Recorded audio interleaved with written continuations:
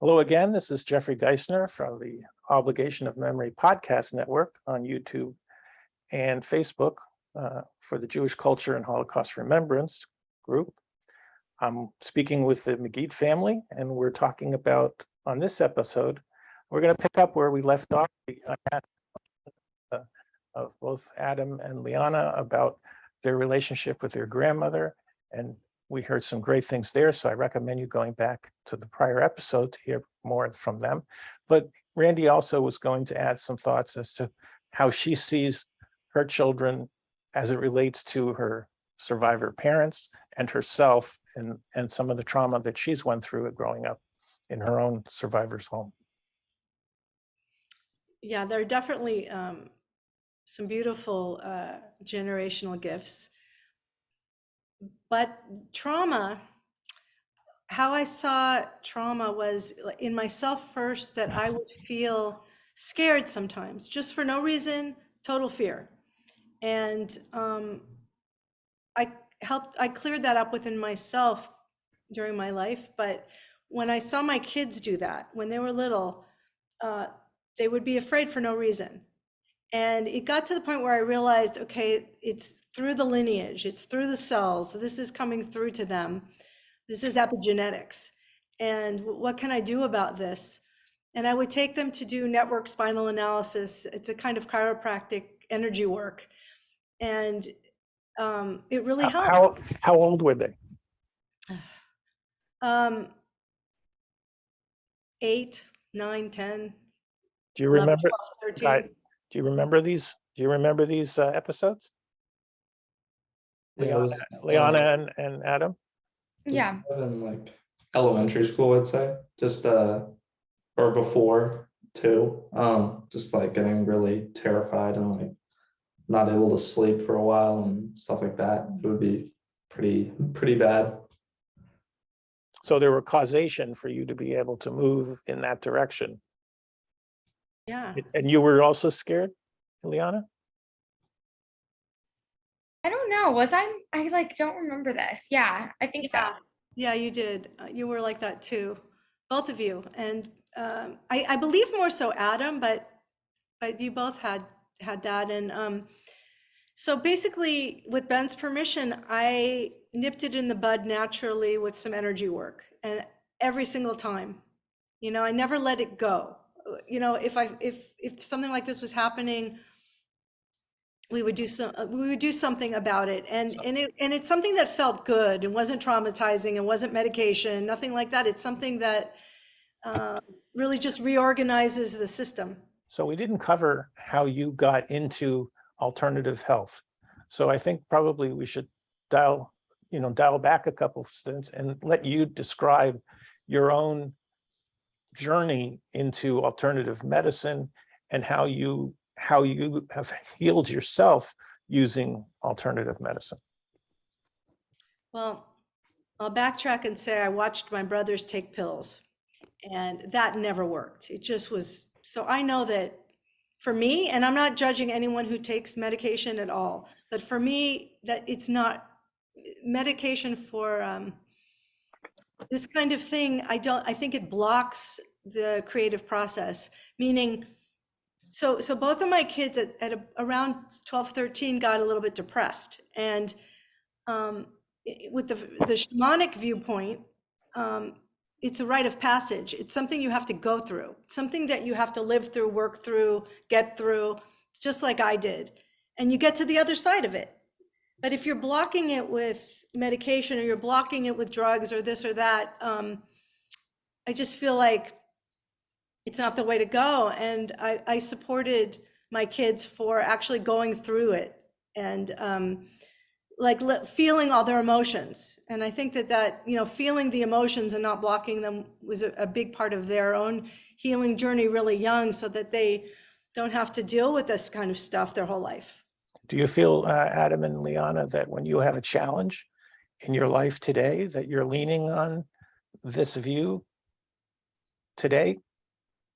Yeah, definitely. I think I feel like when you have a mom that's very open to that kind of healing, you realize that it's very natural to have waves. It can't all be good. It's life is a balance. So I feel like that's definitely something that, you know, you got to take it day by day, and you're not going to have 100% of the energy and the happiness that you want all the time, or it just wouldn't, that's just not how life works. So I think I definitely use that every day. And Adam? Yeah, I feel the same way.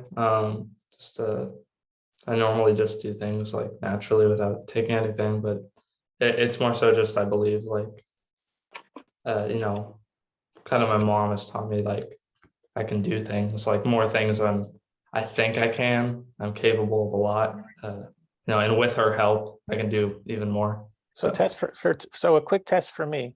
Adam, who are you like, your mom or your dad?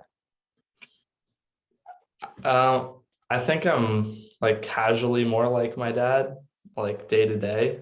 Okay, and Liana? I don't know. I used to think more my dad, but as I've gotten older, definitely my mom. Like we're like twins. So I probably would, I made 100%, so I got it. So I pegged that you were Adam, like just like dad, and Liana, you're like your mom. So I feel pretty good about my success rate so far. So that's good. All right, so we now know that you've gotten, but what was the catalyst for you to, you know, to get into this path of alternative health? Ah, when I thought everything was perfect, I was living back in LA, driving my car. We were driving to grandma's house, listening to the Beatles, you know, and I turned my head left and I felt something strange. And it turned out the next day, I couldn't move my body. My ear was stuck to my left shoulder like this, and I was in horrible pain. And I fell apart. My body fell apart, and the doctors I went to said that if I didn't have surgery within a week, I would lose all the feeling in my left arm because I couldn't lift my arm more than a quarter inch up at the same time. And I was terrified. And I felt how old were you? 40-ish. Okay, I so don't, yeah, something like 15 years ago. yeah. Okay, And thank you. Um, and you guys are around, you know, eight years old or something like that, and maybe 6 years old for Adam. Okay, go ahead. so yeah, so they were all watching me just be in pain and try to figure this out. And I had a higher power come in and say, no, you're not having the surgery. There's another way. Basically, I just knew there was another way, and I took the chance that I would be able to use my arm again. And I just started trying every single alternative thing I could think of, anything that came my way, you know, I did. And there's certain things that stood out that were better for me than other people. But I believe that everybody can find their own solution, you know, whether it's acupuncture or network spinal analysis or breath work. So breath work was something I did a lot of to heal myself. And then I went to this healer training to heal myself. And it turned out that I was a really good healer for other people. So that's when I switched paths and I started to learn a lot of different things about. And when was this? This was as I was healing that, I guess this was about 15, 20 years ago, around the same time. You know, after my body fell apart, that was part of my journey. So And from that point to when you started to journal for your book was how much time? maybe a year. I So journaled through the whole thing, so actually. was journaling also an alternative method of healing for you? Yes. And so that was, but how did you choose the subject to journal? Because you could journal on Dave, you could journal on Ben and the kids and all kinds of other subjects. So what happened was I'd wake up at 3 a.m. I'd get my journal and I would just know to write a story, and I would remember something because I couldn't remember anything about my childhood before that. And you know, Ben would remember every date, everything that happened. You could still see I have problems with that sometimes, but when I would get up at 3, I got the whole picture, and I would just write it as though a higher power was telling me, okay, this is what you got to write next. And then I started to remember my childhood, all the little bits and pieces that were blocked out. But what about your parents didn't talk to you about the Holocaust? So what were you writing about? I was writing about the stories that happened to me Okay. in my And what- house, because in my house there was an echo of the Holocaust. I had a very violent household. I was emotionally abused by one brother, physically by another, and my mom kind of just let it all happen. So I blocked that all out, and I would go to school in Beverly Hills, and I'd look great. I had a job after work. I got straight A's. I was perfect, but inside I was falling apart, and I believe that's why my whole body fell apart, because I couldn't hold it together anymore. Okay, I want to, because I know we're going to have to, let's say goodbye to both Liana and Adam at some point. So you've obviously read your mom's book, right?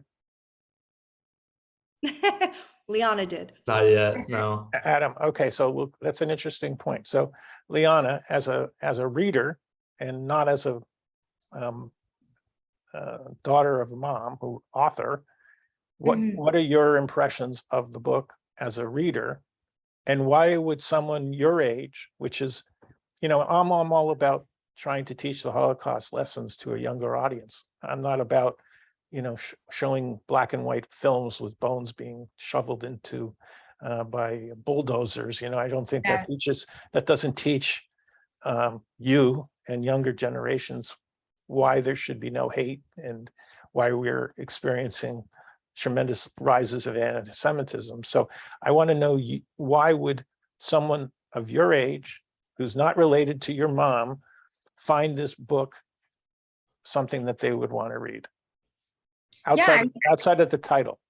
I think you kind of just alluded to something in that question. Like my good friend actually has read my mom's book. My roommate just bought my mom's book. So I think like a lot of young people do find it very fascinating. And I think I agree, like when you learn about the Holocaust in school and you're taught about it, it's like a one and done event. And that's really just not the case. It's a generational trauma. It lasts for so long. And it's books like these that can teach us that. So I don't want to learn about it in a textbook that really just doesn't show the longevity of it and the fact that we're still dealing with the repercussions today. So I think it's such an interesting book, and it's so funny and it's entertaining too. So I think that is a big aspect of why young people are attracted to it as well. So we're just going to start doing some sneak peeks here. So you said it's really entertaining, it's really funny. So pick out a couple parts for our audience that you find to be something that would literally be like a trailer. Okay. Don't give away the spoiler. So no, I really, that's a hard one. Because like you have to like read for example, like my grandma's accent is so funny. Like the way she pronounces certain things in the book, it's just like ridiculous. And like, do you know how to do her accent? I can't. No, that's what I was gonna say. Is like you got to read it. Well, Randi, do you know how to do her accent? I actually did the audiobook, and I did her accent. What is her accent? Go ahead. I need a phrase. Give me a phrase. Oh, you got to eat. You got to eat more. I made a whole pot of matzo ball soup. Eat. What's the matter with you? That's good. That was good. Okay. And so Adam, why, interesting enough, you're of age, so why haven't you decided to read it? I'm not objecting that, and you have your own reasons, and I'm certainly not wanting to put you on a hey, you have to read your mom's book, but tell me, there's obviously a reason why you haven't. Just like I didn't read anything about the Holocaust until I was 62 years old. So I shouldn't talk, right? So tell me about your reasons for not reading. Well, I mean, initially I did. I asked if I could read it, but I think at the time, maybe it wasn't so much that I was like too young. It was just like she would have been trying to keep me like back from it a little bit. So there was a little pushback initially, but and it kind of just slipped, and then I was just waiting. But I do want to read it. I mean, I'm planning on reading it now. It's just that it was there was I asked her if I could read it. It just was like at the time too young, or let's wait, and now I'm going to. Okay, mom wants to speak, so go ahead. There's some racy things in that book. I wasn't an angel, and I didn't want him to read it yet, but now he can. So So what's the age that you think someone's appropriate age for someone to read your book?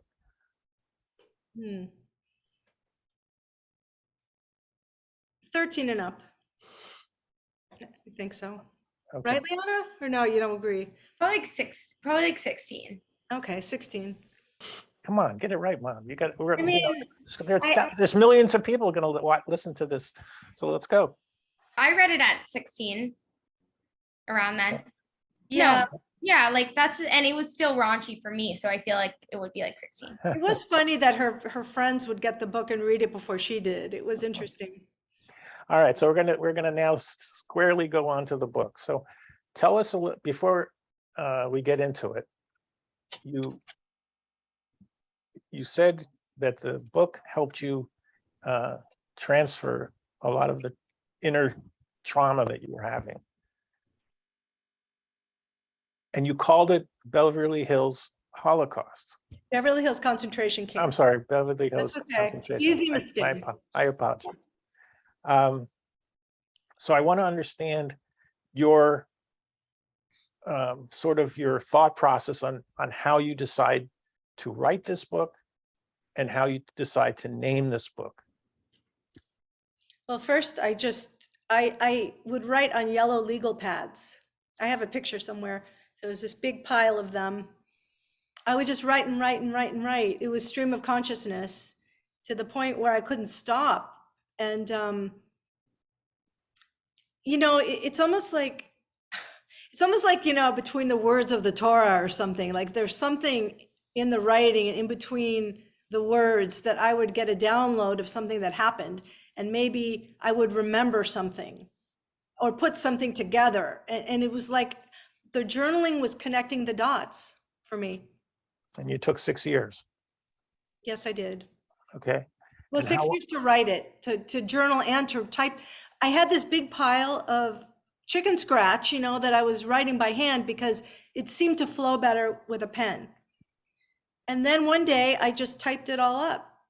Okay, so tell the audience, without giving away any spoilers, if you had to create your own book trailer, tell me how you would tell the audience about the book as if it was like a movie trailer. Oh, wow. I want it to be a movie.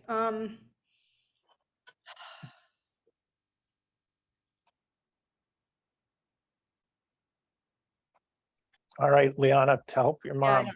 Help your mom, Liana. A scene from the book? Yeah, the movie, book trailer. I feel like you would have to do one of you in like high school.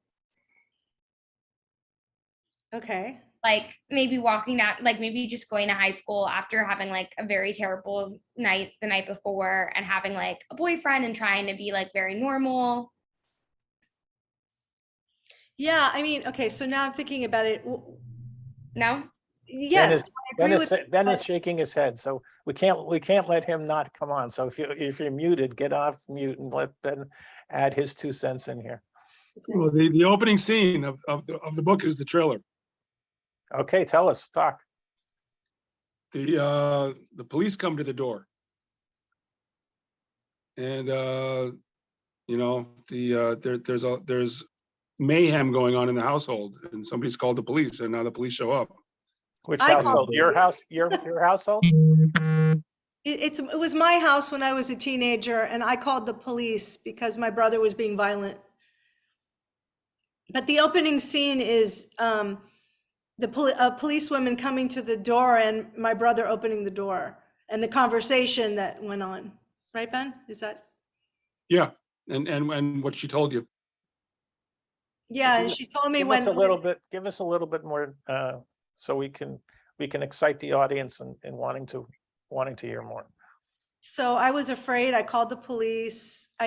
The police came. I heard my brother go open the door, and I think he was just wearing boxer shorts, and he opened the door, And the policewoman asked me to come to the door and asked me if I was okay, and I said yes. And she said, "Is he always like this?" And I said yes. And she said, "When you're 18, get out of here. As soon as you're 18, get out of here." And I listened to her, but I wrote it out, you know, and it does seem like a movie when you read the book. Each part seems like a movie scene. Just coincidentally, if anyone wants to make a movie with me. So would you describe this as a Holocaust memoir or a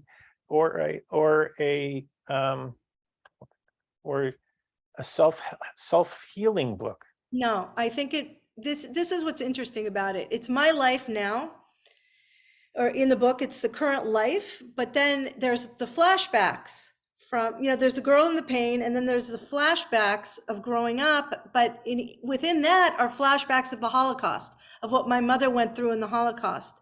So it's basically a wild story, but you go all the way to the generational trauma, and you can see how that affected my life and how it affects my family's life now.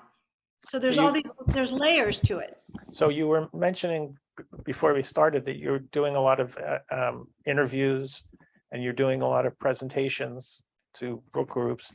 How are you explaining this story to a book group? I start by saying that this was my life, and I lived inside a beautiful Spanish house. I went to Beverly Hills High. I looked perfect, but inside my house was the echo of the Holocaust. And maybe that's what I should have told you in the beginning, that, yeah, that's really what this is about. Okay, so who published the book? I self-published it. Okay, interesting. So when you got your box of books back from your publisher, what was the feeling? It was a great feeling. Ben videotaped the what do you call it? The crate coming off the truck, going into the garage, you know, and I send my books to Amazon, you know, like it's what? 2 pallets, Yeah. No, it was 1 pallet. 2 pallets. 2 pallets? All Yeah. right. Well, yeah. So I got a good deal on the book. So I got a lot of them. Well, self-publishing is actually a very interesting way to go. I heard from an author, his name is Howard Kaplan. He's a very well-known author. He actually had one of his books made into a film. And I didn't know this, but he said that he even though he's had, you know, he's written 6 or 7 books and they've been very popular, that it's impossible to get a publisher today because there's only 4 corporations who publish all the books in the, you know, in the world. So he had to self-publish, and what I didn't know is that Amazon, when you order your book that's on Amazon, they print on demand your book. Oh yeah, they do that too. Mm-hmm. Right, you know, right per order. So it's quite amazing. So let's go back. You did what was the research for your book? The research. There was some interesting research. Some of it started a little bit in a supernatural way, but what's coming up for me right now is when I would get these flashes of these kids playing. They were blonde and they didn't look at all like me. And I went to a healer who said, you know, Google them, Google these people. And actually, I looked at the details of them and I Googled them, and they turned out to be the Goebbels children. And yes, and that's in my book, how I got to that place, how I wrote about them. I printed their picture out. I showed my mother the picture and she goes, of course I know who they are. She told me the whole story about them. So this is in the book too. So there are some downloads from spirit that I get, which helped me write this book. I mean, it's not a coincidence that I chose certain stories to write about, and I really wrote this to help people because I wasn't going to make it a book. And then someone said to me, you know, if it helped just one person, would you write it? Would you publish it? Would you pay for it? And I said yes. And so far it's helped a lot of people. So yeah. So you researched and then your writing took 6 years. Okay. So do you have a process from how, so we have a lot of like authors who want to be authors. We have authors who are successfully published authors, both from publishing houses and self-published, and each person has a process. So what would you describe as your process? And is there tips for would-be authors who are thinking about their memoirs of their parents that you would provide to our audience? The most important thing, I think, is to not edit yourself and just write, and don't care what anybody thinks. And like, for example, when I started writing, I didn't read any of my stories yet because I didn't want to be, what if someone didn't like it? I might not write, I might not have written the book. You know, I might have been dissuaded from going forward. So I think the best thing is just to write and write and write, because you can always edit later. You know, don't say, oh, it has to be like for me, the structure of an outline doesn't really work. That's just for me. I think that writing it out is very healing, and that'll also heal you. And then you can put it in your whatever structure you want later. So that would be my advice. And my process is really writing with my hand and a pen in the middle of the night or in the morning. So now the best thing to do is just to journal all the time, you know, when you want to, but maybe every morning, at least write a word. And maybe the next day will be 2 paragraphs, and just. So my natural extension is, do you have journal 2 going on right now? Yes, I've Okay. got, you know, my book was really me being the hero, victim, and villain of my life. And I see it from the future now. And the place I'm at now is really about healing humanity. It's gone beyond what I ever thought it would be. And I'm really excited about the next book that's coming. Do you already have that far enough along that you can give it a title? No. Okay. So did you try to get the book from a publishing house, or you just went right to self-publishing? I just went right to self-publishing. Honestly, I didn't really know what I was doing. I just did it. I would really like to make it a movie. I think it would be spectacular. You know, I want my daughter to play me, and you know. And Adam, so you've read the book, I assume? No, I'm sorry, Ben, you've read the book, okay? Right? Oh, yeah. Okay, so give me how you see the book. I was also one of the editors. Okay, that's great. That's a great question to be answered. So tell me a little bit about the book from your point of view, and where you see it as an aid, and where you see it as an aid to the world. Well, I think, first of all, it kind of, it's become Randi's professional calling card. So it's something that, you know, Randi can kind of sets her apart from other people, because if you want Randi to heal you, you can kind of get to know where she's coming from before that happens. And that's not that common, actually, because a lot of these healers, you know, you have no clue what their background is, or where they're coming from, or how they got to where they are, or why they're even healers. And I think it kind of makes it crystal clear for Randi that you know, she was kind of born into this situation, and Randi has a natural gift for healing, and she's had these, what she calls, downloads her whole life, you know, about people and about, you know, how they feel and what's going on with them. And I think that if you read the book, you kind of you know, Randi doesn't tout her own horn in that book, but you kind of get that feeling that, you know, this would be somebody that you could trust. And you know, she's been through a lot herself and come out of it, and now kind of turned it on its head, and turned the pain and the frustration into the ability to help heal that pain and frustration in others.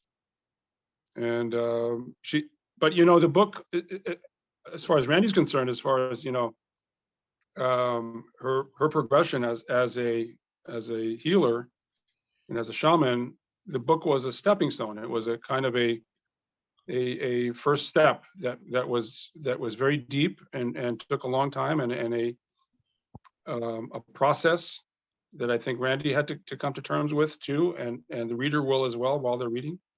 But she's grown way beyond that now. That the book is old news as far as Randi being a healer and what she's bringing to the world. And I think that'll be more something that she'll be focusing on in her second book.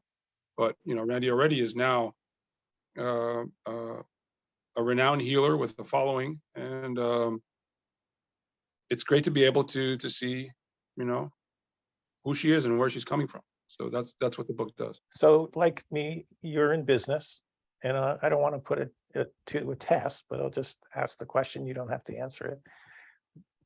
So you have ups and downs in your business, and sometimes those ups can be very exhilarating, and the downs could be really depressing. So how do you lean on Randi as a shaman to help you over the goods and the bad times? Well, first of all, my most difficult time in business was before Randi was a shaman. And once you go through a hard time in business, you kind of you grow that thicker skin. I mean, either you do or you get out. But I did, and it was kind of around the same time that Randi was writing the book. Actually, Randi was going through a lot of pain, and so I resolved it by making a change that has worked out to be very good. It's a change for the better. But yeah, I think we were kind of going through a pretty hard time together, and that was before Randi was the healer. That was when she was still healing herself. And once you come out of that, you kind of,